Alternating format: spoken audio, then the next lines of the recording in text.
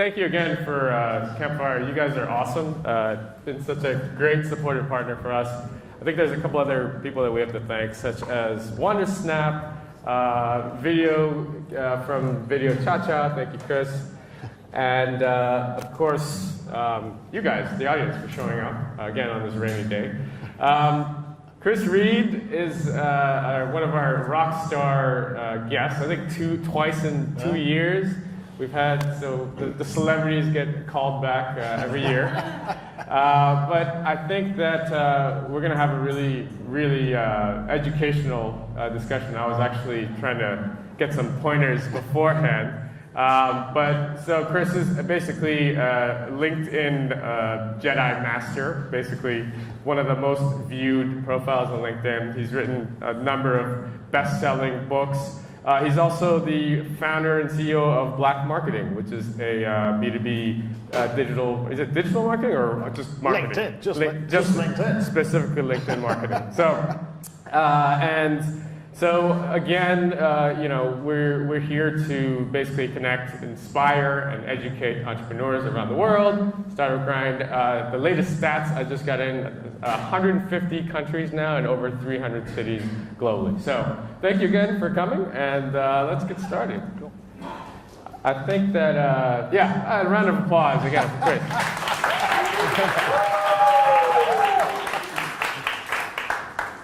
All right, so let's just get started from way back. Let's hear a little bit about your journey, career, how you got into marketing.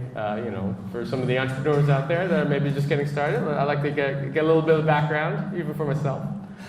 So I've always been very passionate about marketing. So I'm very fortunate that from a very young age I knew I wanted to do marketing. To the extent where I failed maths O-level like 3 times. So I didn't see the points of maths. I wanted to do business and marketing from about 13 years old. So I just wanted to study that. But only one of those subjects at school or university was actually business studies, which I got an A in. Everything else I got U's in, which in the UK means you fail, basically. But I was very lucky in that I then worked for HMV, which obviously no longer really exists in the world, but at the time was an amazing place to work as a marketing student. I was 16 years old in the UK, I was passionate about music, always been passionate about music. And I was lucky enough to work there and to learn about what it was like to do marketing in real life. So I was being taught marketing, and then I was going to HMV going, that's not the way we were taught this, because in real life it happens like this. And I was going back to university on the Monday and going, actually at HMV on Saturday, that didn't work, this is what worked instead. I was going, your theories are all rubbish, basically. I had an argument with the lecturer about the way the marketing works. It's so fast. And this is the day pre-internet. So, very much entrepreneurialism's in my blood as well. My uncle's an entrepreneur, my grandfather's an entrepreneur, my father's an entrepreneur.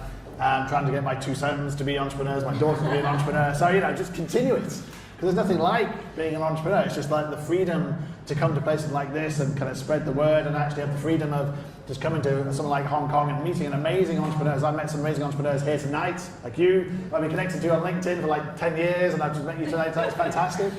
And just meeting entrepreneurs in general, just reaching out using LinkedIn and people saying yes. Even though I'm in the Ritz-Carlton and people go, well, it's across the river. It takes at least 5 minutes to get there on the MTR. It's like, but it's worth it. Look at the view. It's the highest hotel in the world. Come along. And people do it because they want to share and I want to talk to them. They want to talk to me. And it's just fantastic. Well, I think another good thing about being an entrepreneur, I guess, is the way, you can wear whatever you want to work, right? Course. I mean, so I think I do. That's a benefit, yeah. Yeah, back to the marketing, right? So, you were saying that stuff you learn in class isn't always the way it actually happens in real life. Now, especially in our current digital world of marketing, things change overnight. So you have to be really, on top of your game. So how do you actually stay abreast with the trends? I mean, it seems like every other day there's a new social media network out there, a new way to market. What was hot even 18 months, 2 years ago, it doesn't work anymore. Yeah. How do you stay up? The best way of doing it is to talk to fellow entrepreneurs. You talk to other people about what's really happening in the real world, what's happening in their business, and they will give you feedback and insights which you'll never read about. So just go out and talk to somebody, talk to people across the world, learn from them, because that's real life. There's no point, we even have a recruitment strategy back at Black Marketing and Dark Art in Singapore, where I ignore people who've got MBAs. Sorry if you've got an MBA, but I ignore people who've got MBAs because they spent years and years and years studying for things that are basically outdated. I look for attitude, I look for the intelligence, I look for people who've done a bit of research with new ideas. And the attitude is absolutely essential. Can I put this in person in front of a client, and will she make sense to that client? Not she recounts something she learned in high school or university 2 years ago, 3 years ago, 10 years ago, which is now outdated. So it's learning on the job, it's learning in real life, it's getting stuck in, it's listening to people, it's talking to people, it's connecting. And that's what I love about LinkedIn. I literally travel across the world just meeting people. I was in Auckland last week, I'm in Hong Kong now, I'm in Thailand next week, I'm going to Sydney the week after that, just talking to entrepreneurs and listening to entrepreneurs. Before we deep dive into LinkedIn, and we're going to go deep because I have a lot of questions. I'm sure everyone here has a lot of questions. Talk to us a little bit about your company, Black Marketing, how you started that. What's the mission of your company? The mission is to be the ultimate evangelist about LinkedIn across the world. I mean, it started out of necessity, which is obviously a great way of starting an entrepreneurial venture. I was an entrepreneur in the UK. I came to Singapore because I was sick of having no sunshine in the UK. And believe me, I did not see sunshine for years, and I was paying 58% tax and having no sunshine and getting stuck in the tube, and I'm going, there's got to be more to life than this. I've got to see some sun and have some heat. So I came to Singapore without a job, thinking, what do I do? How do I do this? Tried to transport my company in the UK over here, didn't work, because it's a very different culture. And then I started reaching out on LinkedIn. I had only 250 connections at the time, this is 10 years ago. But people in the UK were using it, they still are using it, third biggest country, fourth biggest country in the world. So I said, who do you know in Singapore? And they said, oh, speak to this guy, speak to this woman, do this. And people in Singapore say yes. That's another thing I love about Singapore. Every single person I approached who did not know me from Adam said, yes, Chris, I'll talk to you. And by the way, I'll have coffee with you this afternoon. Not even like 2 weeks. In the UK, they'd say, come back and see my PA in 6 months' time if you're lucky, if the trains are working. But in Singapore, they just say yes. So I met some amazing people who are still friends to this day, who we still connect with some of our clients on my Dark Art brand, my Black Marketing brand. So I saw this LinkedIn thing really works. And then my jobs, I got my first, second, and third jobs through connecting on LinkedIn and networking, and those jobs did not exist. So I got jobs that did not exist by networking. Those jobs were marketing jobs, not just in Singapore, across the whole of the Asia Pacific. And people said, there you go, Chris, go on with this, market this across the whole of the Asia Pacific region. I'm going, what? I mean, you need 2/3 of the world's population. I don't know anybody in anywhere, China, Indonesia, Japan, Australia. So yeah, shit, I better use LinkedIn. And I started using LinkedIn. At the time, no one was using LinkedIn for sales. They're using it for recruitment. But I was saying, well, if you can find a CEO for a job, you can also find a CEO or CMO to pitch them. So I was pitching people, and they were getting job opportunities, but I was the only one actually pitching them. Of course, they were saying yes. Because what's this strange request from this weird bloke in Singapore who wants to do some business? Yes, of course, I'll talk to you. They said yes. So suddenly people were asking me to do training across the world about how to use LinkedIn for marketing, not for recruitment. So then people started saying, can you do my profile? Because by that stage, I was winning awards from LinkedIn, being a power profile. And so that, as an entrepreneur, you're thinking, that's the need, that's the niche. And despite everyone saying, oh no, you've got to do Facebook, you've got to do Instagram, you've got to do other things, LinkedIn has always been the one, because I'm a master at LinkedIn, I train my team to be masters of LinkedIn, and they do LinkedIn like nobody else, because nobody else knows how to do LinkedIn. And because it's not sexy, Ogilvy can't win awards by doing creativity on LinkedIn because it's not that creative. So Ogilvy don't want to do it. So, oh no, we want to win awards. It's like, well no, I'd rather work with entrepreneurs. And Ogilvy also don't want to do, entrepreneurs. They don't want to satisfy entrepreneurs, because entrepreneurs on that level, of a medium level, have no money, have no big budgets to the multinationals. And so there's a definite niche there in terms of helping entrepreneurs use LinkedIn to achieve their objectives. And there's no one else doing it. To this day, there's still no one else doing it. That's awesome, because we have him right here in the room with us, so we can ask him whatever we want. Okay, so let's talk a little bit about the transition of LinkedIn. Okay, so I think we talked about this a little bit before we started. I feel like LinkedIn had like a 1.0 and then a 2.0. I remember when I had first signed up for LinkedIn, it was definitely 1.0. I had no idea how to use it. I still don't, but I do know that it kind of was hot for a while and then it dropped off. And then about 18 months ago, I believe Microsoft purchased LinkedIn for $20-something billion. And then all of a sudden, everyone's like, oh, wait, why did they do that? Why did they pay so much money for this old, antiquated social media platform that no one uses, right? So I think a lot of people it perked their interest. So fast forward to today, I noticed that there's video on it now. We were talking about podcast stuff on it, now, and people you see sponsored ads now as well. Talk to us a little bit about how it's grown up. Well, I would disagree with your analogy that basically LinkedIn had died down because obviously during the last 10 years, actually in Asia, it's gone like that. And even in the West, it's still growing up, but it's saturated. It's more about engagement now. But in the East, it's literally transforming. In China, it wasn't even on LinkedIn 5 years ago. And now it's the third biggest country in the world. India is just going from strength to strength. Both of these countries will overtake the States in a couple of years' time. Might be at 150 million now, but like Facebook, India is now the #1 country in the world for Facebook. It's not the States. It used to be the States. The same thing's going to happen on LinkedIn. Think about the countries in Asia that are massive, that are growing, the technology is growing, like Indonesia, and Thailand, and Philippines, and Vietnam. These are all 100 million people countries. It's just going to get bigger and bigger and bigger and bigger. So Asia is the fastest growing country in the world, fastest growing region in the world when it comes to LinkedIn. And that's where it's the best place in the world to be as a LinkedIn entrepreneur. And it has taken on this journey from big recruiting to now being about personal branding. And it's all about your brand and my brand and your brand. And then it's all about employer branding. How do you pick an employee? How does an employee pick someone to work for? It's not about the company anymore. It's about the leader.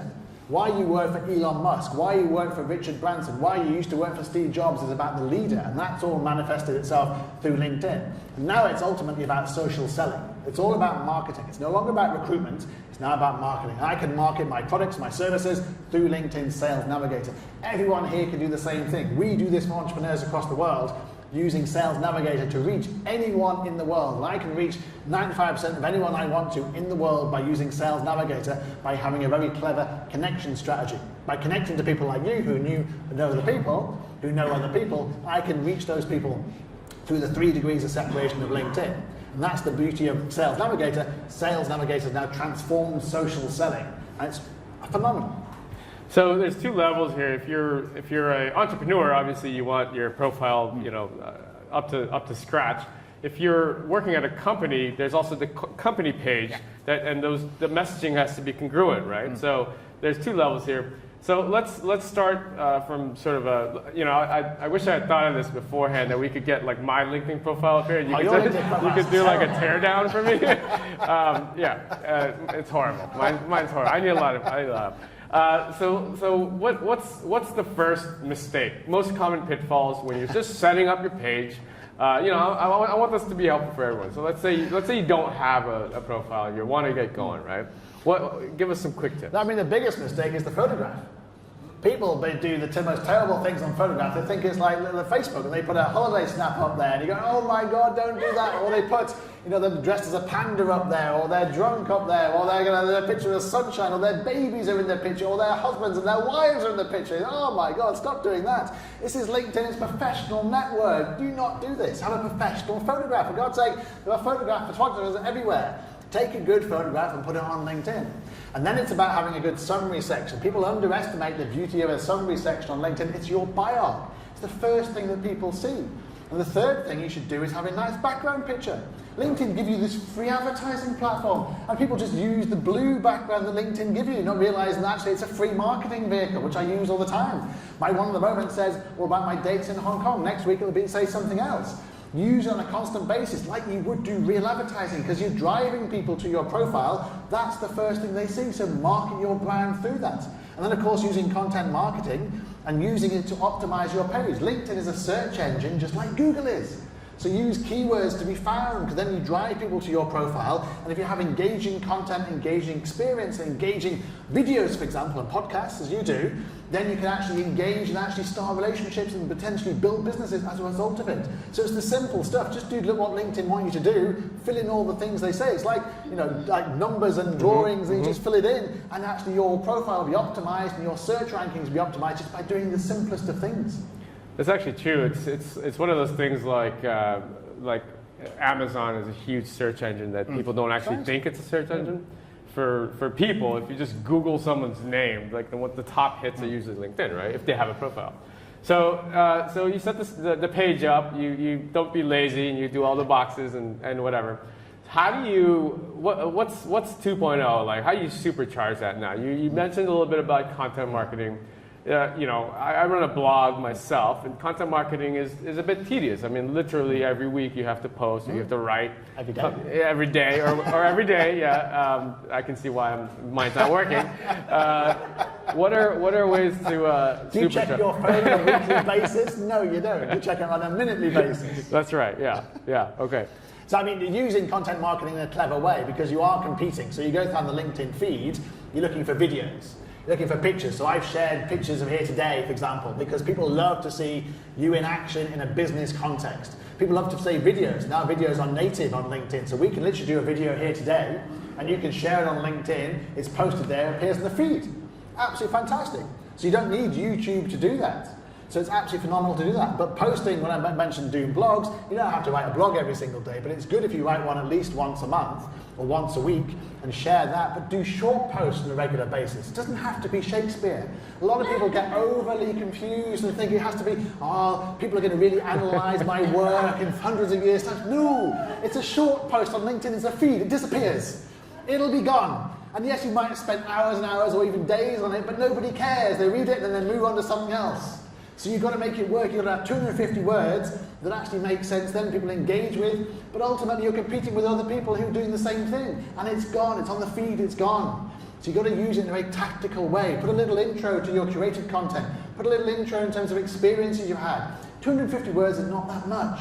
So use it wisely, put it out there, but do some nice things, and you can do it on the app. You can do it on the laptop, you can do it on the tablet. It's really simple to do. It does not have to be Shakespeare. Just get it out there. As long as it's in the business context and it reflects positively on you, that's the main thing. So don't do it when you're drunk. That's what I would say. That's a interesting point, because I think one of the challenges of social media is literally there's too much content out there. So like 99% of the stuff gets missed. Yeah. Twitter for me, I love Twitter, but I miss literally 99% of it. Facebook's getting bad now with the news feeds and this sort of thing, video. So LinkedIn, I can see it kind of going in that direction. Video is somewhat new. How's the engagement with video? Is that something that's, in all these social media sort of, channels, the early adopters usually ended up getting the lion's share of, so if you're the first person on Twitter, you're going to pick up all these followers. Are we still early in LinkedIn with video, or are we late? Without a shadow of a doubt. But don't forget, videos have always been available on LinkedIn just through YouTube. So if you're clever, you can share links from YouTube on your profile, your summary section, your blog, your experience, and people can watch the video on the app. People don't have to go to YouTube to do it, so it's a fantastic thing. People say, okay, a lot of people, before they meet me, they watch some of my videos because they're on my LinkedIn. And they'll look at that. But the native videos, what you're talking about there, is very powerful. So I did a test last week, for example. I was in Auckland doing a talk, had it videoed, so I did a 10-minute part. I shared it on LinkedIn, and I shared it as a native video, and then I shared it on YouTube. And I got 10,000 views on LinkedIn. I only got 1,000 views on YouTube, even though YouTube has supposedly got 10 billion people on it. So it's very powerful because people actually was in the feed, and I could also see who liked it, who shared it, and who commented. I can't tell any of those things on YouTube. For all I know, all the people on YouTube might have been fake, they might have been bots. I have no idea because YouTube does not give me that data. LinkedIn gives me the data in a professional context. So where should I focus my efforts? On LinkedIn. I want to influence people on LinkedIn. And it was a genuinely interesting tips about how to use LinkedIn, which people genuinely were then using and saying, that was really work, that was fantastic, Chris, thanks for the tip. So you're engaging, you're giving something back to somebody. So, are there any hacks? I mean, I think my predecessor, Josh Steinley, who's a good friend of mine, who used to moderate here, I think he recently wrote, I saw it on LinkedIn, it was something like how I got 100,000 views on LinkedIn, something like that, right? Look, he's a marketer, so I'm not doubting his skill, but is there any ways that you can kind of hack? Is there something that we're missing?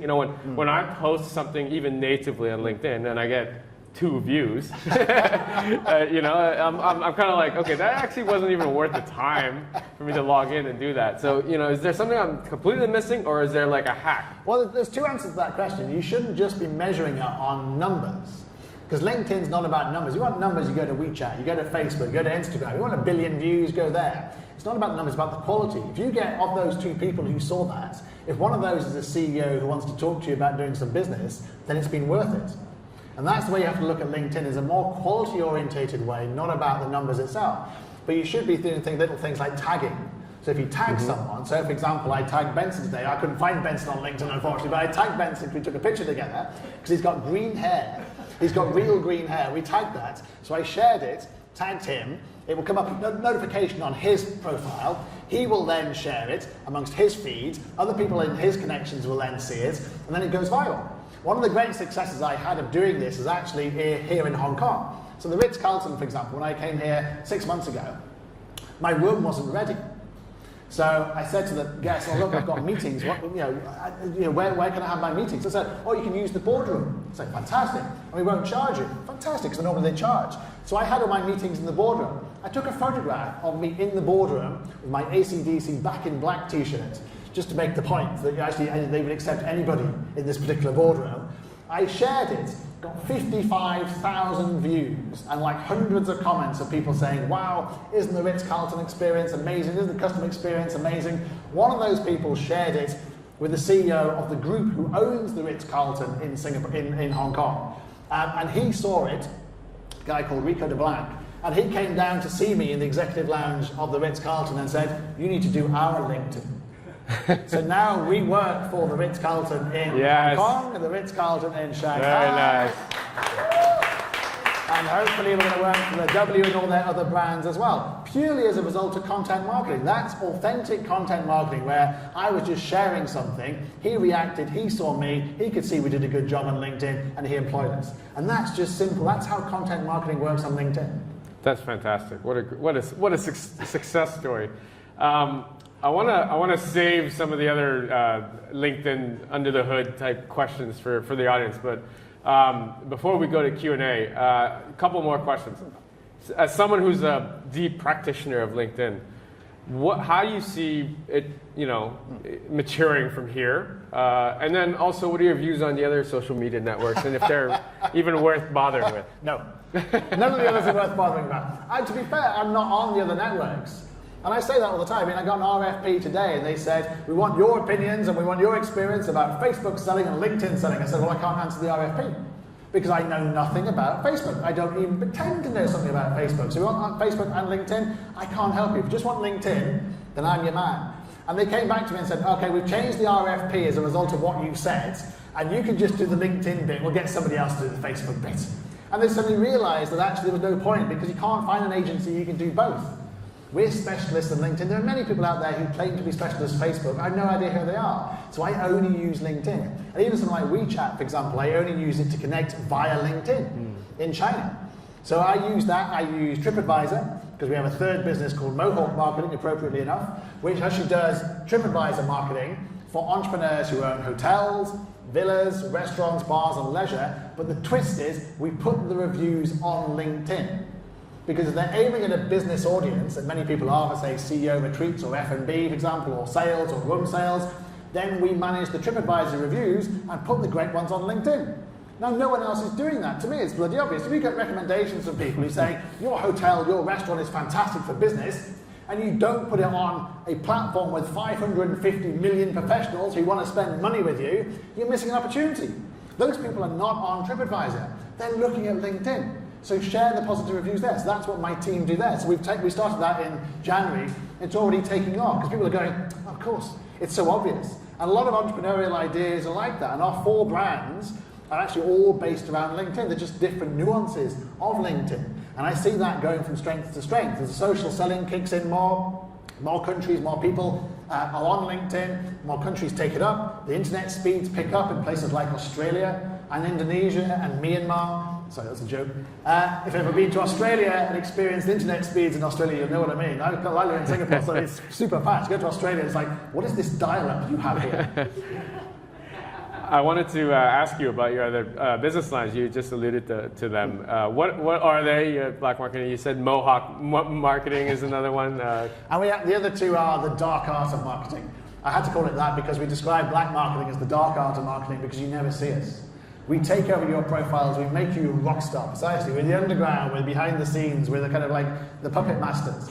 And we make things happen, but you never see us. So I call the second brand Dark Art of Marketing, so we do personal branding for entrepreneurs.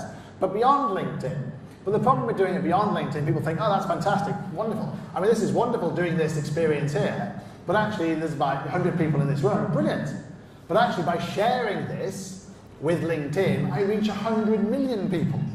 And that's really the key, is by sharing experiences, by sharing personal branding. I mean, I'm a contributor for the Business Times in Singapore. Best will in the world, 10,000 people read my column in the Business Times in Singapore, but when I share it on LinkedIn, 30,000 do, or 40,000 do, or 50,000 do. And you get the kudos of being a Business Times columnist at the same time. So you hit both markets. People who never read the Business Times read my column on LinkedIn. But I get the kudos of being in the Business Times, and I hit people who are not on LinkedIn in the Business Times too. And that's what the Dark Art does. And my fourth brand is called Chris J. Reid Mastery, after my books, which is a masterclass brand. So we go around multinational corporations who have got no idea how to use LinkedIn. And most of them have no idea how to use LinkedIn. You can imagine you are struggling how to use LinkedIn. You can imagine a multinational corporation really struggling on LinkedIn. They have no clue about how to use content marketing, how to get blogs approved, employer branding, forcing employees to try and follow a page they don't want to follow, forcing them to share things they don't want to share because they haven't been empowered and inspired to do so. So we do masterclasses to try and engage your audience and get them willingly to want to share. And often that is not through the company page, it's through the leader. Best example is Richard Branson. Richard Branson has 15 million followers on LinkedIn. People follow him. And by him talking about his experiences, being an entrepreneur, launching spaceships, not quite as successfully as Elon Musk, but still launching spaceships. Actually he has a zeal that actually fuses all the Virgin companies. So you think all the Virgin companies are sexy, interesting, fascinating to work for. But you go to LinkedIn and you find any of his company pages that have more than 120,000 followers, you can't. No one wants to follow Virgin Atlantic. No one wants to follow Virgin Active or Virgin Money or even Virgin Galactic. They want to follow Richard Branson. So it's all about leaders. It's about you. It's about me. It's about you. It's about you. And that's what it's down to. It's about you marketing your companies through LinkedIn. It's about that comes down to personal branding.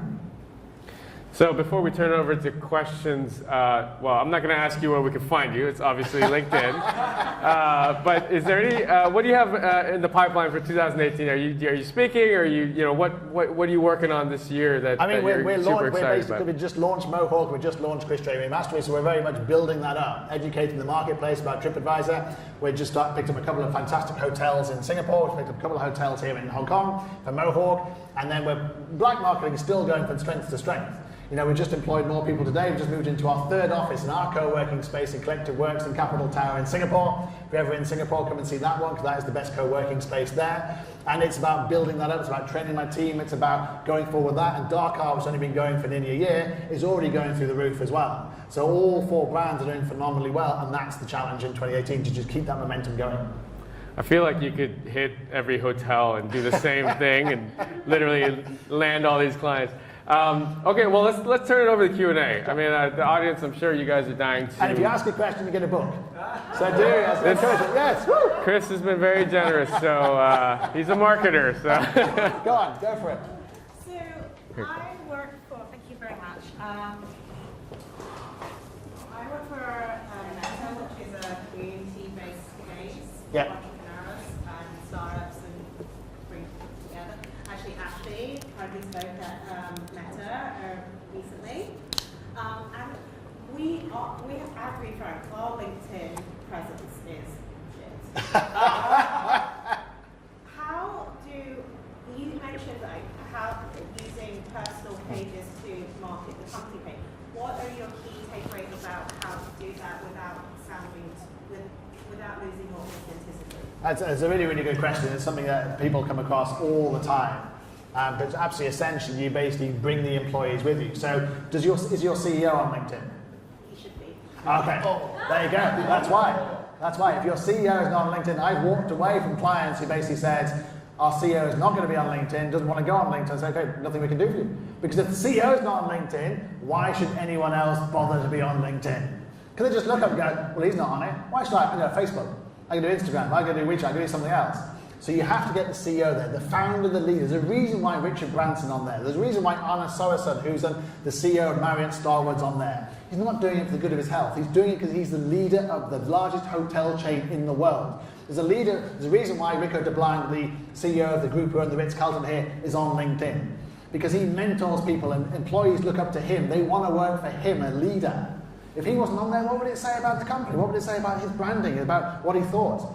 So he's confident enough, Richard Branson's confident enough, Arne Sorensen's a great example. You look at his blogs, they're not just about Marriott Starwood, they're about productivity, about employee engagement, about leadership, about expanding the world. Absolutely phenomenal. So you must get the CEO on LinkedIn, even if it's you managing his profile. Even if it's us managing his profile. Someone needs to manage his profile. Connect on LinkedIn then? Say again? Can we connect on LinkedIn? Of course we can connect on LinkedIn. So the other way of doing it, once the CEO is on LinkedIn, then you do employee engagement. So that's where our masterclass brand comes in. We basically get 1,000 people or 100 people or 200 people in the room. They could be the marketing team, the sales team. They could be the executive team. It's very important you get the executive team on board. Because you've got the CEO there, fantastic, so you can start pointing to the CEO's profile and going, none of you guys are doing this, look at the CEO's profile, he's got the background picture, the strap line, he's connected to the right page. A lot of people connect with fictional companies that don't exist. A big multinational corporation, they add into like Hong Kong to it. And then you find out there's no page called X Hong Kong, it's actually just called X because X is basically the global page. But they want to make it local, but it doesn't exist. So you've got to connect with the right page, with the right content, with the right branding on it, and get them to realise the power of sharing. Now, the power of sharing, if you look at Richard Branson's example, is actually sharing his blogs and his thoughts. It's not about sharing Virgin Atlantic's news. Now, we have a position for Virgin Atlantic to to work in the Stock audience in the UK where you'll pay lots of tax and it will rain lots. That's not very interesting. Suddenly you're reading about Richard Branson, zeally doing things and exciting and it's fantastic and it's inspiring. You basically like that, you share that on your feed. That's why he's got 15 million followers. People who never engage with Virgin are engaging. His employees are engaging through him. But those same employees are not following their own company pages because they're boring. They know their followers do not want to know about the latest developments with Virgin Atlantic or Virgin Money or Virgin Galactic. But they want to know about what Richard Branson said because it's interesting. That's why you have to get the leader on board, and then you talk to people about how they are representing the company. So in all contracts these days, you have a social media clause, which basically says you must represent the company in a positive way. And that means social media. So you can't go to Facebook or LinkedIn and slag off your own company. Or you work for a bank, you can't suddenly say cryptocurrency is going to be the future. Things like that. You have to think about it. Even in closed groups, you can't do it, because closed groups are not closed. Nothing is private on social media, nothing. So you have to really think, and on LinkedIn, people can see who you work for and who you both know. So it's like suicide to then put something about your own company on there which is not positive.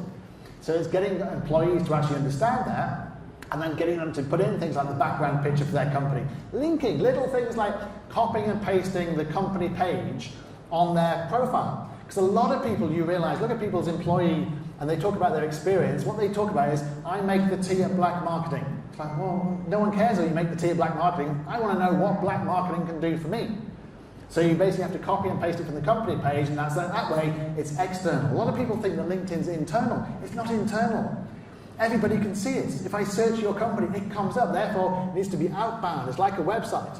It's why you should never give your LinkedIn company page to the human resources department, because they'll destroy it with jobs. They'll just put thousands of jobs up there and think that's engaging. And all it looks like you're desperate to employ people who don't want to be employed by you. The clever people, the clever company pages like Marriott, ANZ, L'Oreal, for example, do not put any jobs up there at all. The best example is actually Qantas, and I use this in my presentations. Qantas did a series of articles about how wine tasting and wine drinking was essential to the culture of Qantas.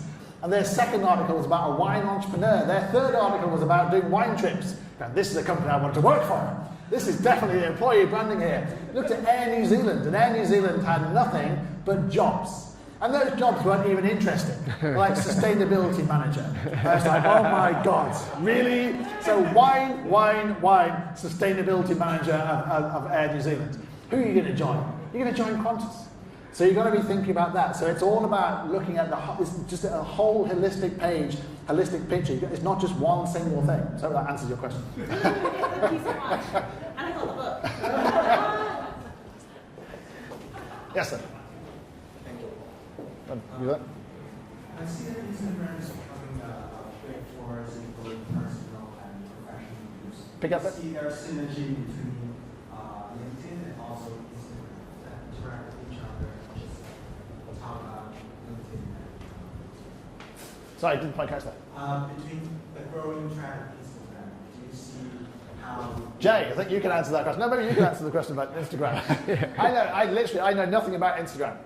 I'm a LinkedIn expert. I know zero about Instagram. So maybe you can answer. Ashley, that's about In terms Instagram. of Instagram, so I'm doing both. LinkedIn, I've got a YouTube channel, I've got an Instagram channel, and you definitely create different content and you are after different audiences. So for me personally, LinkedIn is the most valuable platform in terms of business connections. So it's valuable because I can get business out of it. And I built my personal expert brand, as Chris was saying. In terms of Instagram, I share my journey. You know, I walk up, I share motivation, I speak about women in business, I speak about, you know, things that I see, my sort of perception of life, my you know, personal things linked to what I do in business. And people follow me for that. And they like pretty pictures. I actually once tried for a period of time, for 2 months, to post content from LinkedIn, which is like China facts. Beautifully designed. We actually designed a card which says China fact number 1, and then something really cool with description. You cannot imagine. So basically my post likes, I got 500 per post, right? And I got maybe 60, 70 likes. So we did it for 2 months or maybe 4 weeks, 5 weeks. It just doesn't work. Yeah, so you cannot put them together. The same with Facebook. For me, I know that Facebook is not an important platform, so all I do is I repost some things from LinkedIn and some things from Instagram to just keep it alive. If people look me up on Facebook, they can see something. But it's not, I don't work on it, so don't blend them together, it's not going to work. Great answer. By the way, that's our guest for next month. You guys better come back. She's on fire, as you can see. Question there. Would you have a specific recommendation for small businesses, solopreneurs, in terms of LinkedIn strategy? Yeah, I mean, you have the opportunity to basically fight above your weight. I mean, the reason why Black Marketing can compete with multinationals and companies across the world, agencies across the world, is because I make a huge effort to get out there and pump above my weight, even when I was by myself. When I created Black Marketing, I was by myself for the first year, but I didn't call myself a sole trader, and I created a company in Singapore. Even when people were saying to me, you don't need to create a company as an expense, and saying, no, I'm projecting where I'm going to go, and I want to charge more money, and I can do that by saying I'm a company. If I go to multinational and say I'm a little sole trader, they're going to go, we'll give you a little, a few cents in, a few cents there. If you go in there, I'm a company, my name's Chris Reed, I'm with Black Marketing, then you can charge more money. So you have to punch above your weight, and you can do so because multinationals are lazy. So a lot of multinational marketing companies are completely lazy, completely useless, really completely useless. They do not know how to use LinkedIn. Many of them are not on LinkedIn because they say, we just do Facebook and Instagram, and they're very confused when they do LinkedIn. It's like, what's this LinkedIn platform? No idea. So if you are able to then use LinkedIn, you can compete way, way, way above your weight in terms of other entrepreneurs, other sole traders, and other people doing what you do. And you can put your own personal brand out there because ultimately they're buying you. So you can do that in terms of your thought leadership, your videos, your podcast. For example, do a podcast with Jay, and Jay will share it. Put yourself out there, project yourself, be very positive in what you do, and don't be frightened to go out there. I have a slide in one of my presentations that say, I'm self-deprecating because I'm British. If I was American, I would tell you how great I was. It's a great quote, and it applies to LinkedIn. Because us British people are going, no, we don't want to do that. No, we can't share that. We can't do that. Whereas Americans will go, yes, I did that. Yes, and you will know about it. I did this and this as well. You didn't know about that. It's like, oh my God. Well, that's what Americans do. It's inbred. It's like, that's what they do. They're not frightened to go forward. But English people, Aussies, Kiwis, particularly Asians, are very like, oh no, this is a collective thing. We don't want to stand above each other. We all work together here. But on LinkedIn, that doesn't work. And then I get clients of mine saying, I'm come to you because we agreed that with this person over here, we'd all collectively share, we said we share this particular project. And now he basically put on his LinkedIn that he did it by himself, he's got the job and he got the investment and he's on his own over there making millions of dollars. And I want to do the same thing. So they suddenly realised he had to punch above his weight and actually just talk about things he had achieved. So don't be frightened to put yourself out there and actually put your achievements out there, and you'll get positive reaction. People love success stories on LinkedIn. It's a very positive platform. It's not like a Facebook or Twitter. That's one of the reasons I don't like those platforms, is I find them very negative. You hear negative stories about them. Because LinkedIn's a very positive platform. It's about positive people helping other entrepreneurs. It's like this. It's a very positive environment. So just get on there, do more, and you will get better, and you will basically win things that multinationals who are too lazy won't win. When you talk about question of branding. Yeah. What's the difference between posting on Instagram or Facebook or Actually. Twitter? So if you have a small business and you're using all those platforms, what should you specific? You don't need to use all of the platforms. You need to use the platforms that are getting you in front of the right people. So for me, as I said, Facebook, everybody's on Facebook and everybody says that Facebook is still alive. I tried it, it's extremely expensive. Corporate pages don't work. It's a useless platform for me. Snapchat, Gary Vee keeps talking about Snapchat. I tried it, it doesn't work for me. And what am I going to do there with 14-year-olds and recording videos? It's just not me currently, right? So YouTube, it's great. I have a video series, but people just don't subscribe on YouTube in Asia.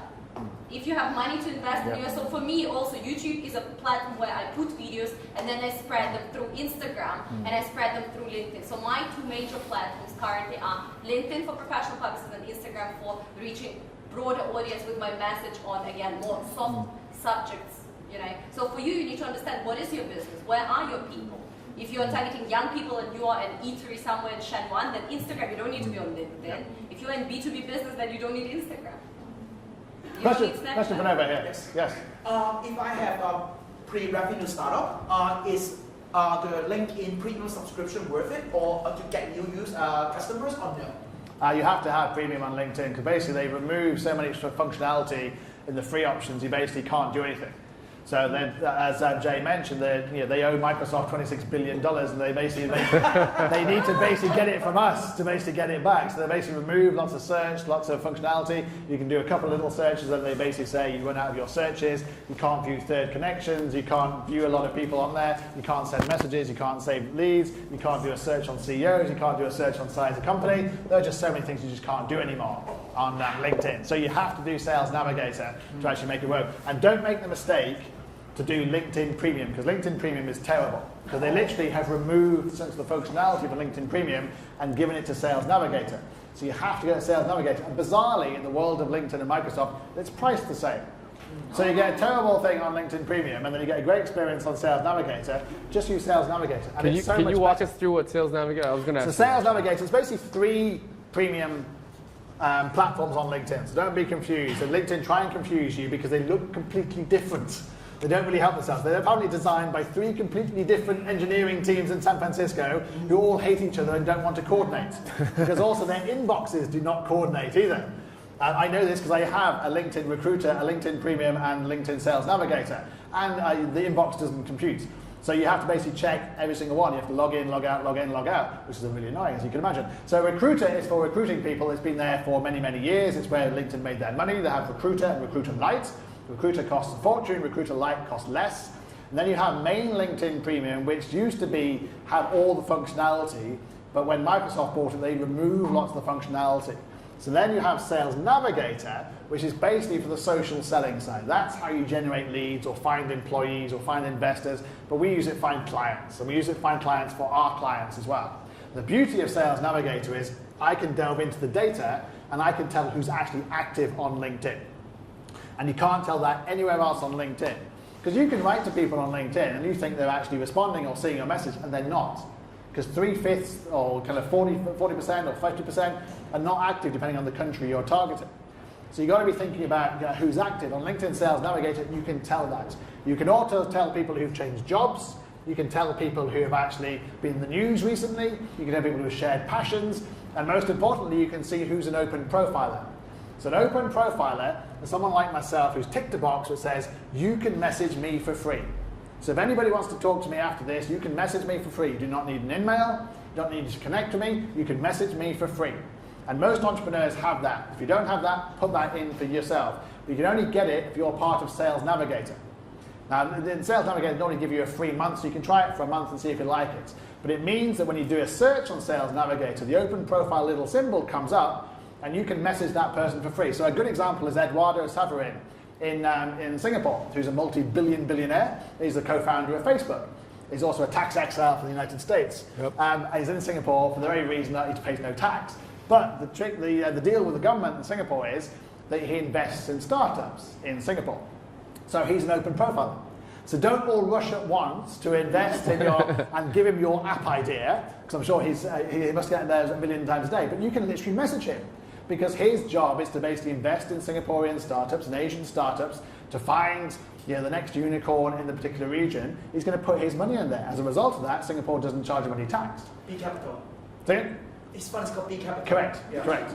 So yes, he's already ahead of you. He's already put that on. He's messaging Dear him right now. Eduardo, Chris said your open profile. I know. My friend worked for him. Oh, brilliant. Yeah. Okay. So it's a good example of how that works. That's the 3 platforms. Yes. Yes. Hello, Chris. Thank you. I'd like to say first, you have a fantastic haircut. I know. Does that help for your profile on LinkedIn? Of course. Right. Helps me everywhere. I get noticed going down the streets. I get noticed in malls in Hong Kong with my haircut like this. That wasn't my question, but Okay. So I'm in charge of business development. I would like to find more business through LinkedIn. Yeah. So you mentioned a little bit about going through content, through your personage, through your own profile. So how do you actually find business? I have a Sales Navigator account. I got it like last week. Yeah. So how do you, can you share a little bit your recipe? Or, How many connections do you have? I started 300 Okay. two weeks ago. Okay. Now I have 1,000. Brilliant. Fantastic. So you need the point I was making there. You have to have a lot of connections, first connections, in order to have a lot of second connections. Because the way that works is I connect with you. I get access to your first connections, they become my second connections. Their first connections become my third connections. So as a result of doing that, I can reach 95% of all professionals in Hong Kong. I can also reach 95% of professionals all in Singapore, Sydney, Melbourne, Shanghai, Zurich, and London, which is where most of our clients come from, by just being clever about who I'm connecting to.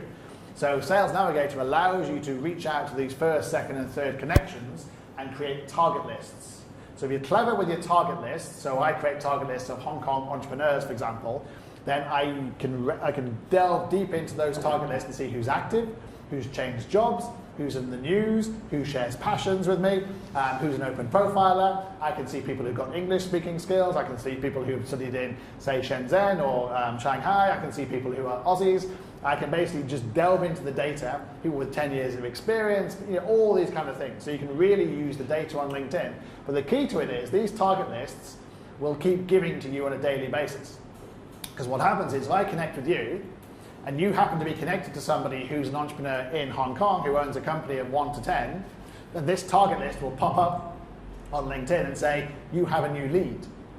I can then mine that person as a result of that. But it's all about how you created those target lists. So I have 15 target lists on my Sales Navigator 1 and 15 on my Sales Navigator 2 to actually basically mine the people in those particular countries for new leads. So every single day I'm getting new leads. I'm connecting with new people, I'm engaging with new people, and also people are joining LinkedIn and changing jobs. And then they're popping up on my Sales Navigator. If you're an entrepreneur in, say, I don't know, America, and you come to Hong Kong, and then you go on LinkedIn, and now it says you're in Hong Kong, it pops up on my lead because it says you're now an entrepreneur in Hong Kong. I can now target you. So it's a brilliant thing to do in terms of you are targeting people who are traveling around, who are entrepreneurs in different countries, as long as you have the target list set up. So say if you set up your target list, you've got Sales Navigator now, set 15 target lists, and just look at how much data you can actually use as a result of that. And then have a nice script. You've got to have a good script. Now the script should not be War and Peace. It should not be like thousands and thousands of words. It should be brief. So LinkedIn basically reward you for basically being phenomenally brief. So have a catchy headline, very, very simple one. So what you do, or I often use the one visiting Hong Kong. I'm in Hong Kong for 2 days. I want to see you.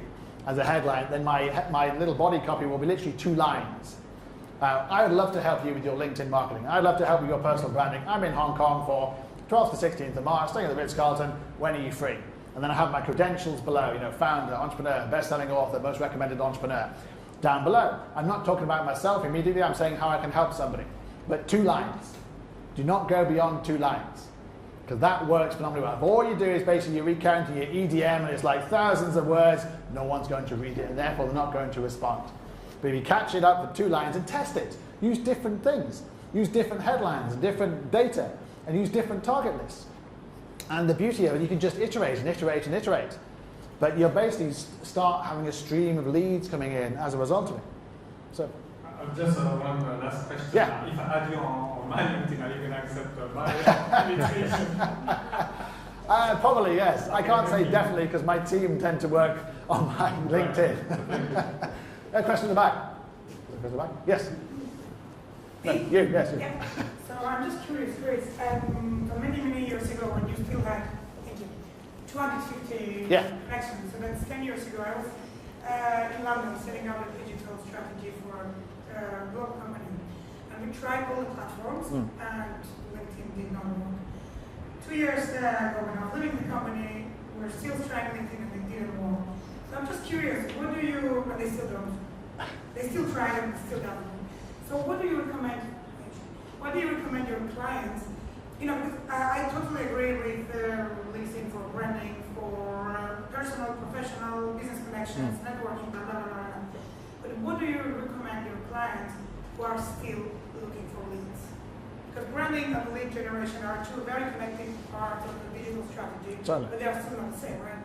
So I guess you do have clients that are looking for leads at scale. Oh, totally. I mean, most of our clients on Black are looking for leads. On Dark, they're looking for thought leadership and personal branding. And on Mohawk, they're looking for leads and personal branding and more company branding. But on Black, they're looking for personal branding, company branding, and lead generation.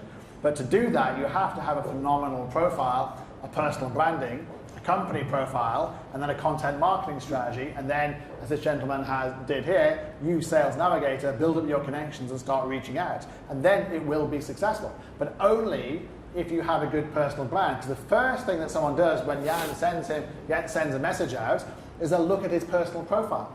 If he has an incomplete personal profile, no summary, no experience, no background picture, no headline, no content, and no mutual connections, they will not respond. It has to be that they will respond because he has a beautiful profile which is engaging. It's like, I must know Jan. This is a guy who knows what he's doing. I will respond to him and have a talk with him about his business. So you have to remember that people are also Googling you as well. When I Google you, the first thing that comes up is your LinkedIn profile. It's not your Facebook, not your Twitter, it's your LinkedIn. Yeah, but how do you scale that? But that's also, that makes total sense to me. But if you need to scale that to the actual lead generation. Well, then obviously you get teams. You get your team to do it. So you can do it, and then your team, the best way of scaling it up is you get a whole sales and marketing team to also connect and then share the data of shared connections and shared leads, and then you're all doing the social selling. And that's how you really scale. I mean, we train sales teams of hundreds, the key to it is put them all on Sales Navigator, but they have to start with their own personal brand. And they have to all be connected to the company page, and they have to all have a nice experience section which actually represents and reflects the company page on LinkedIn. And that's absolutely key. Yes? Sorry. Hi. So I have a company doing designer, chef and hospitality clothing for food and beverage industry. I initially looked to come to who Ashley was speaking to. Well, she has been speaking quite a bit. I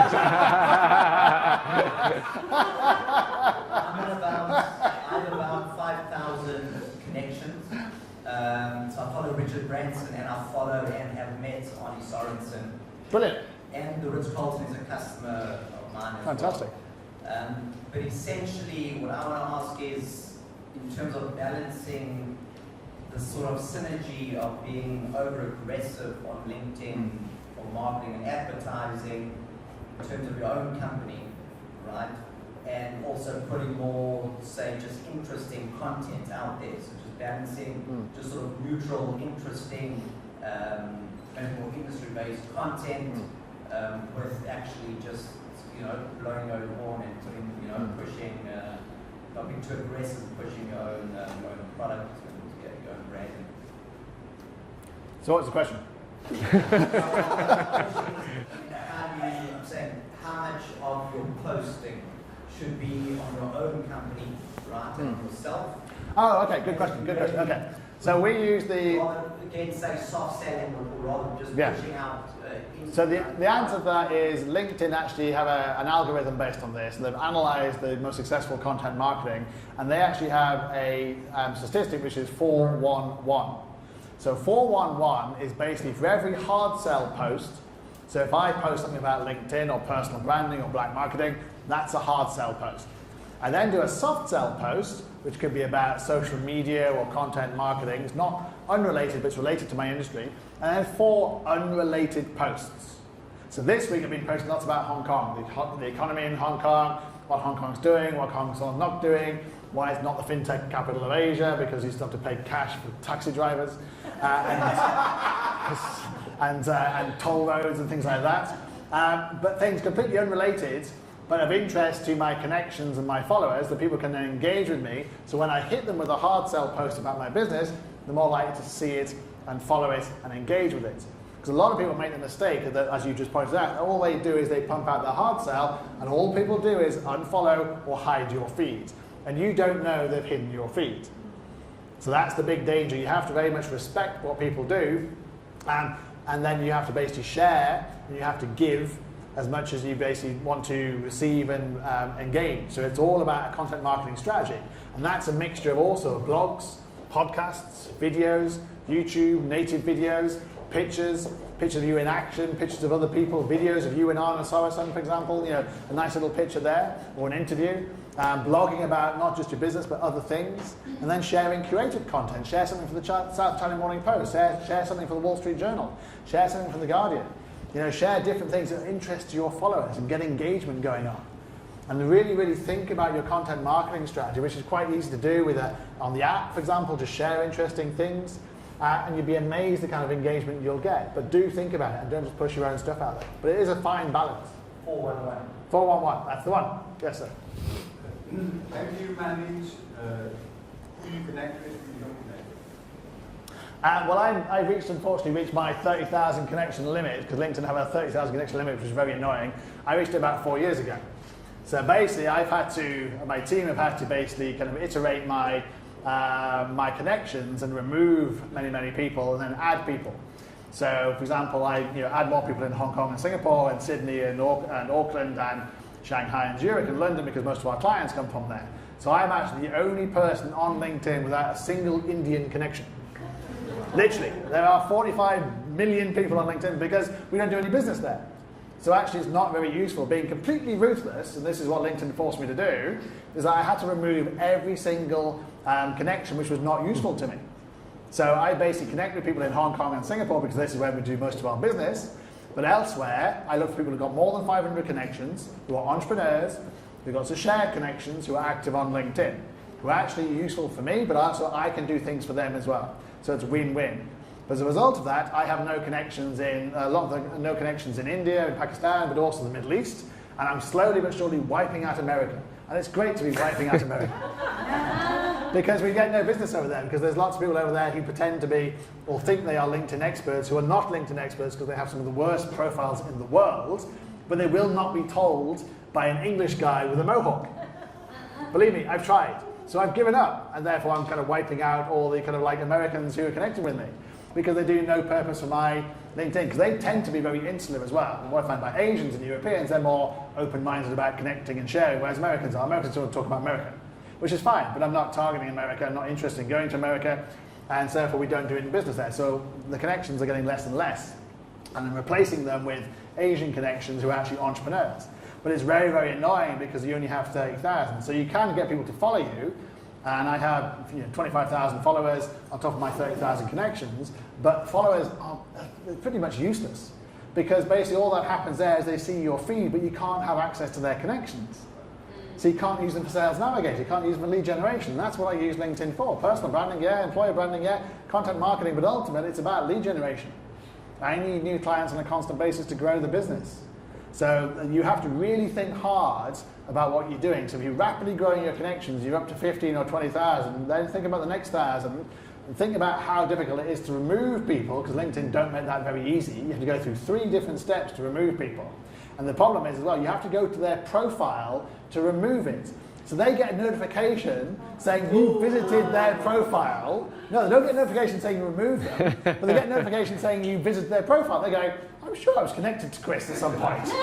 And then they come back to you and they connect with you again. And then you send them a nice little message, my team do, saying, sorry, I've hit my 30,000 limit, I can't connect with you anymore.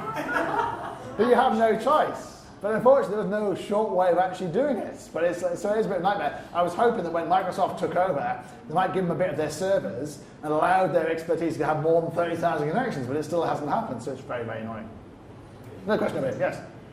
Regarding content marketing, you mentioned you want to keep your connected and engaged with the audience. Yeah. What would you say is the optimum size without kind of the size and the number of words, for example, before they just kind of switch and go, oh, this is too much now. I'm going to go into something else. I think it's not that size, it's about the words. So if you're engaging with the words and you're engaging with your intro, it's very, engaging straight away. It's like your summary section. You have 2 lines to impress people in your summary section. And if you don't basically have something interesting there, they don't say see more, they just basically disappear. So it's the same thing with your blogs and your short posts and your introductions. So I like sharing things and putting a couple of kind of like witty lines in there or interesting lines, or my short post will be hopefully quite interesting. But you have to basically look at who you're engaging, who your target audience is, and kind of go from there. So basically experiment with it and see what resonates with you. Because what works with you will be different to what works with me. There was another question over here. Sorry, go on. Just adding to that, you mentioned earlier on that you can share something from The Guardian or whatever. Yeah. So with that, would you just do an automatic share, or do you actually put your opinion, like a 2-line? The best thing to do is put your opinion in, because you're introducing it, you're personalizing it. And that's really the key to do. You can do automatic share as well, because you can't personalize every single thing, but it's best if you do personalize it. Yes? You already got a book, so yeah, go on. Yeah, share is far more powerful than a like. Yes. People tend to just click the like when you get 2 or 3. Correct. If I get 2 or 3 shares from 4,000 connections, Yeah. is there a trick to getting more people to share? Yeah, I mean, basically, if you tag them, you will basically, so if I took a picture of everybody here and tagged all of you, you would all get notifications, and then if you then liked it, shared it, and tagged and commented on it, it would go into your feed, it would go viral, as effectively. So tag people. So even if you're having, like you and I, for example, sharing that picture as we had before, if you tag me, I tag you, you come into my feed, I come into your feed, you will get the bump from me, I'll get the bump from you, then people from my connections will come to you and want to connect with you, and vice versa. That's where you make it go viral. So it's all about tagging, and you're right, sharing is much more effective. There's another stat you'll like on all social media, which is called 1990.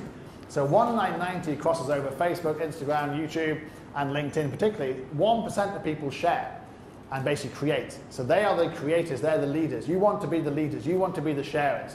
So you want to share, you do not want to be necessarily the 9% who like. But you need the 9% to like, because they will make it go viral. And then 90% of people do absolutely nothing. All they do is view. You do not want to be the 90% who view. You want to be the 1% who create and lead, or at least the 9% who basically at least like and comment on other people's, because you're engaging, you're relationship building, you're helping boost their content. So you're playing the game effectively. But you want to be the 1% definitely. So on a daily basis, think about how you can create and how you can actually lead. But it's a very good question. Yes?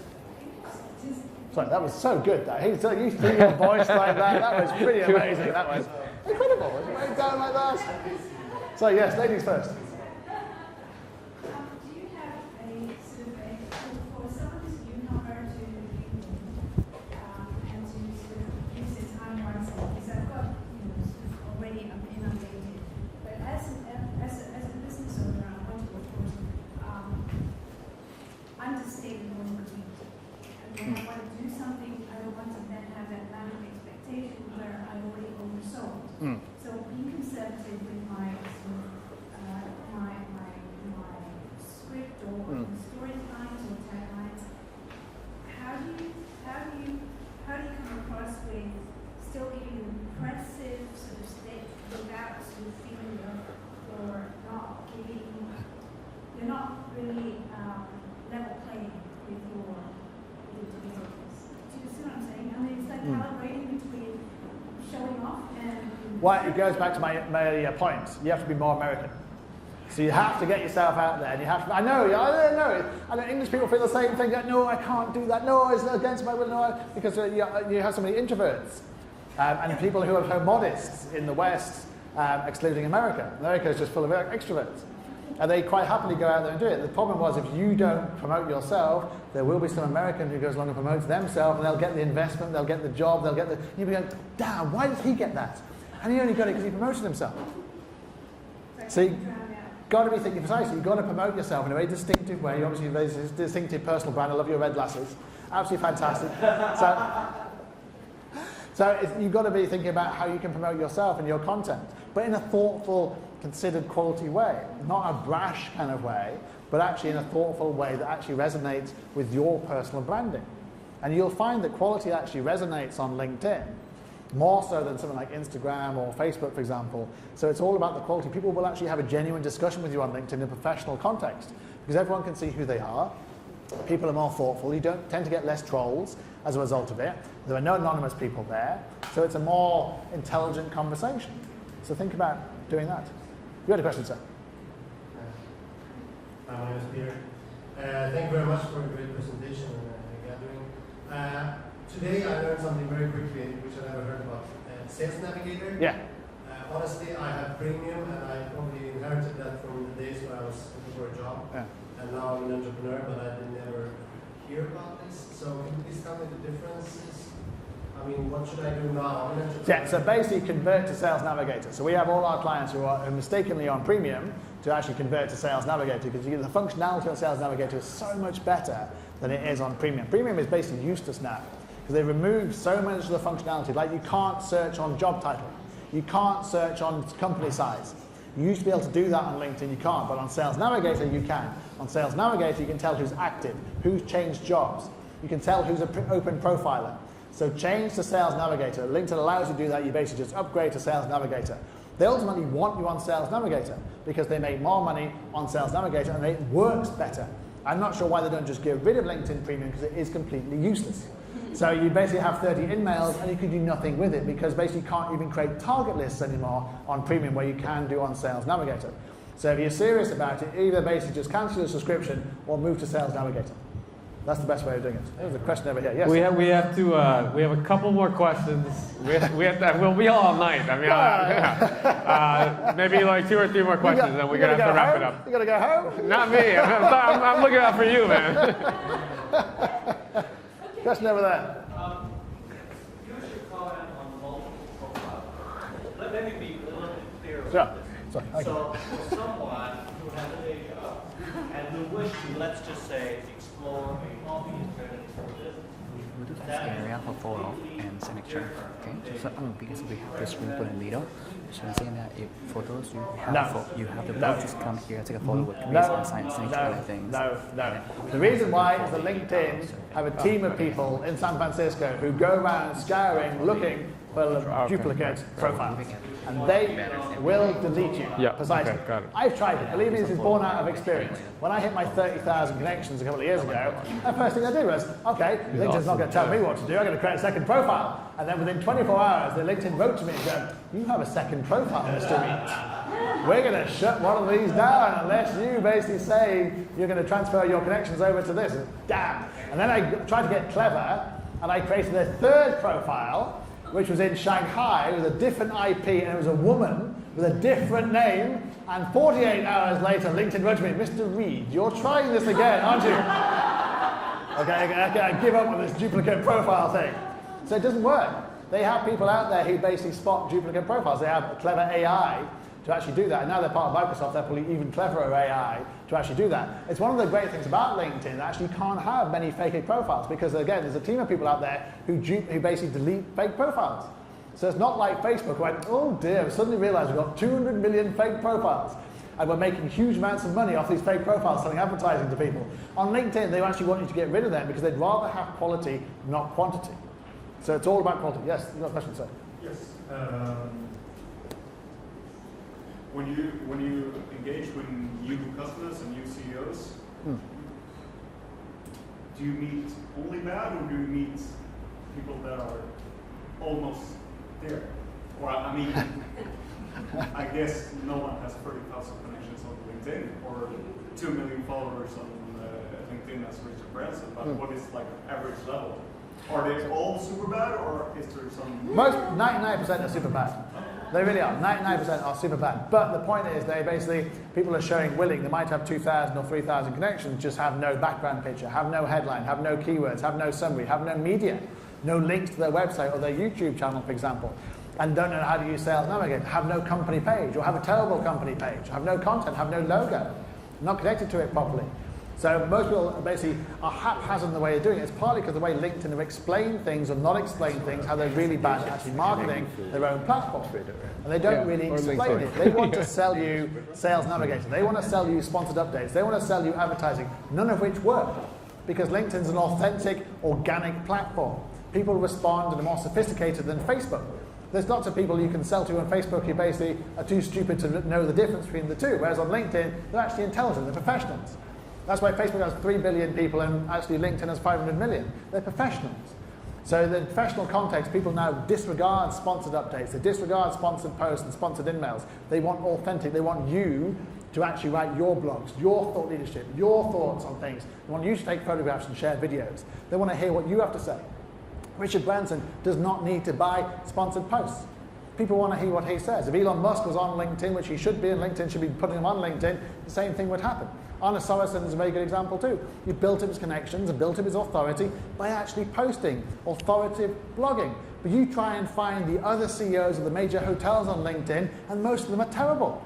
So Arne Sorensen has actually gone one step ahead and actually realized many, many years ago, this was a great way of doing employer branding. And if the other CEOs were not going to do it, he was going to do it. And he has a team of people in Hong Kong and Singapore, and in New York who would do this for him. And he's been very clever. So, do complete it, because you are then, as I said to the lady before, you are then punching above your weight, because 99% of profiles on LinkedIn are terrible. Yes? 2 questions. I have a company and I have a personal profile. So we try to update sometimes the company, sometimes the personal. Yeah. What I find it's much more easy to get traction and response on the personal than the company. Of course. Do you have any ideas of how you should use the company? Yeah, I mean, basically the company page is a nightmare, an absolute nightmare. It is a complete nightmare. You try, for example, following company pages these days, it's a complete nightmare. They remove the follow button. So when I go to the company page, you have to basically look at the 3 little buttons on the right-hand side, know that means you have to click down and actually follow the page. Intuitively know that. So some kind of engineer in LinkedIn decided to hide this amongst 3 little buttons. And they do this when you personalize invitations on their mobile. You can't just personalize it. You have to go to the 3 little buttons on the right-hand side and know that's the gateway to heaven, basically. And know that's how I personalize it, 3 little buttons. So the company pages are a complete nightmare because you can't follow them. Even the most successful in the world, like Apple's got like 4 million followers. Absolutely ridiculous. Richard Branson's got 4 times as many followers than Apple have, which makes no sense whatsoever, because it's basically Apple just don't share any relevant content. The HR team took it over and just put lots of jobs about, Apple jobs in San Francisco. Fantastic if you live in Hong Kong or Singapore. Completely useless. So people have not really helped themselves because HR teams take over company pages and ruin them by putting jobs on there or just rubbish on there which nobody wants to follow or share, or forcing employees to basically follow it. That's why it's all about you. So you need a company page, you need substantiation, so someone knows you're a real person and a real company. But basically the company page is only to back up the fact that your personal brand and you are the leader, so you have to share on yours. Even if you share on the company page, if you then share it, it has more power, because at least the branding and the content comes up on your feed. It's all about your feed. Because I see sometimes you put one thing on the company, and you see how many react on it. You take the same thing you put on your personal side, and you will see much more. And for the personal, one more question there. Okay. How do you see if you make like just a short blog versus make an article? I just see sometimes you make a short version, at least for me, it gets more response than if you put the time to make a full article. It seems like people don't have intention to read it. No, LinkedIn changed the algorithm. So LinkedIn changed the algorithm, so now the short post gets promoted and the long post doesn't. So what we now do at Black is we change tactics. So basically use the long post as a strategic fit. So the long post fits on your profile and remains there. So I have people going to my articles from years ago and reading those. And then you use the short post as tactical, and because it's on the feed, it disappears. So you have to use both. You can take a bit of the long post and put it on the short post and promote the long post via the short post. But the short post is where the action is. It's where people are getting tens of thousands of views. If I share a photograph or do a short post, you'll easily get tens of thousands of views for most of my posts. So do invest in short posts. And I'm being told to shut up. I got to cut you off. I'm doing this for your own good, because you got to start charging people. You're giving us too much information. Let's give a big round of applause for Chris. Thank you.